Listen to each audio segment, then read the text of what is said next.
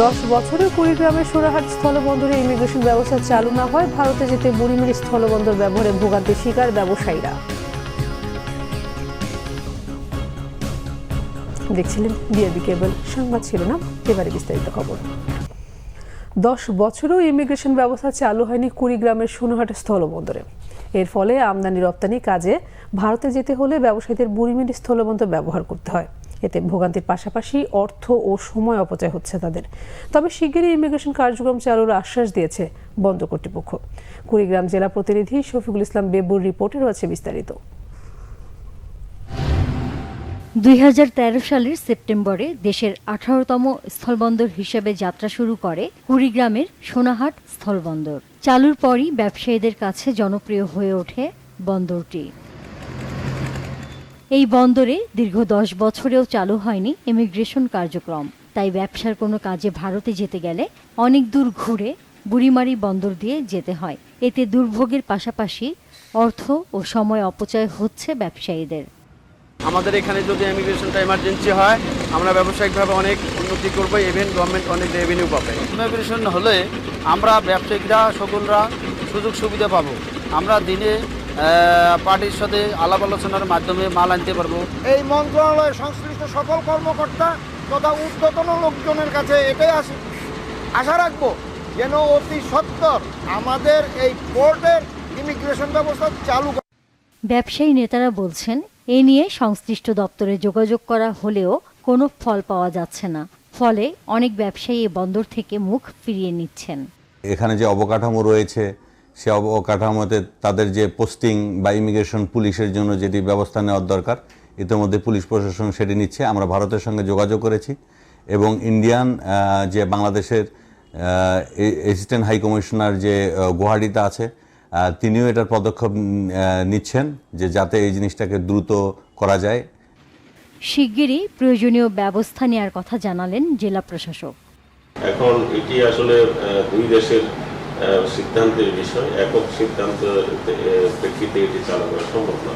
তাই আমরা স্বরাষ্ট্র মন্ত্রণালয় থেকে প্রয়োজন যে কোনো নির্দেশনা পেলেই এই ইমিগ্রেশন সুবিধা চালু করার জন্য যেসব অবকাঠামো অন্যান্য সুবিধা দরকার সেগুলো আমরা নিশ্চিত করব।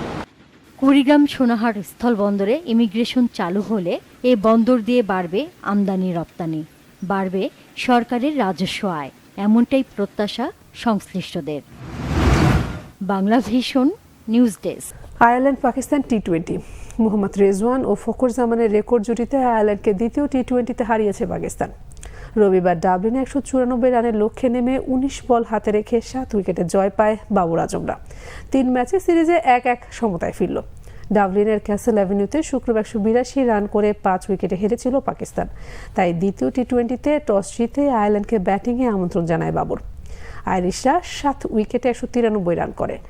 লরকান টুকার 34 বলে 5-4 ও 2 ছক্কায় সর্বাধিক 51 রান করেন। হ্যারি টেক্টর 28 বলে 32, গ্যারেথ ডেলানি 10 বলে অপরাজিত 28 রান করেন।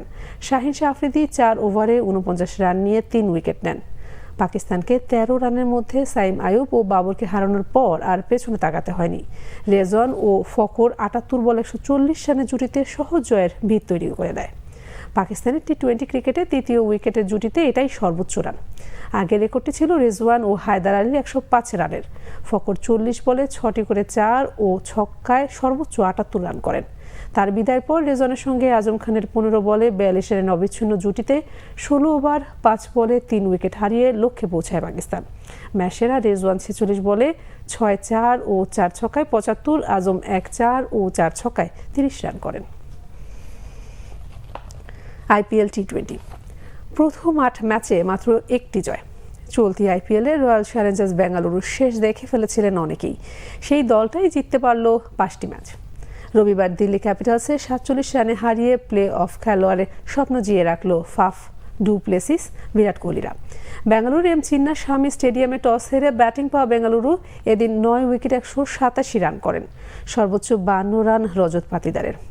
32 বলে 3টি করে 4 ছক্কায় 50 ইনিংস খেলেন 4 নামাই ব্যাটসম্যান। 29 বলে দ্বিতীয় সর্বোচ্চ 41 রান ইংলিশ ব্যাটসম্যান উইল জ্যাক্সের। এছাড়া ক্যামেরন গ্রিন 24 বলে 32, আগের ম্যাচে 92 রান করা বিরাট কোহলি 13 বলে 3 ছক্কায় 27 করেন। রান তাড়ায় 3 ওভার 3 বলে 30 রান তুলতেই ডেভিড ওয়ার্নার, অভিষেক পোরেল, জেক ফ্রেজার, ম্যাকগার্ক ও কুমার কুশাগ্রাকে হারায় দিল্লি। এরপরই শাই হোপকে নিয়ে পঞ্চম উইকেটে 56 রানে জুটি গড়েন অধিনায়ক অক্ষর প্যাটেল। হোপ 23 বলে 29 রান করে ফেরার পর আবারও নিয়মিত বিরতিতে উইকেট হারিয়ে 5 বল আগে 140-এ অল আউট হয় দিল্লি। 16তম ওভারে দলকে 128 রানে রেখে অষ্টম ব্যাটসম্যান হিসেবে ফেরেন অক্ষর। 5-4 ও 3 ছক্কায় 39 বলে 57 রান করেন এই স্পিনিং অলরাউন্ডার। এই জয়ে বেঙ্গালুরু 13 ম্যাচে 12 পয়েন্ট নিয়ে নেট রান রেটে দিল্লিকে 6 নামিয়ে 5-এ উঠে এসেছে। এই ছিল এখনকার মতো। পরের সংবাদ সকাল 11টায় দেখার আমন্ত্রণ রইল।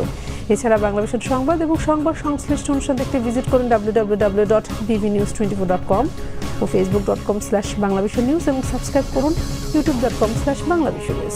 ধন্যবাদ সবাইকে।